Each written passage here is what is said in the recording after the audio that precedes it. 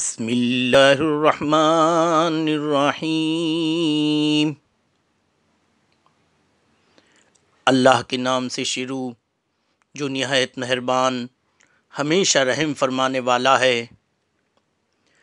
وَبَشِّرِ الَّذِينَ آمَنُوا وَعَمِلُوا الصَّالِحَاتِ أَنَّ لَهُمْ جَنَّاتٍ تَجْرِي مِن تَحْتِهَا الْأَنْهَارُ كُلَّمَا رُزِقُوا مِنْهَا مِن ثَمَرَةٍ رِزْقًا قَالُوا هَذَا الَّذِي رُزِقْنَا مِن قَبْلُ وَأُوتُوا بِهِ مُتَشَابِهًا وَلَهُمْ فِيهَا أَزْوَاجٌ مُطَهَّرَةٌ وَهُمْ فِيهَا خَالِدُونَ۔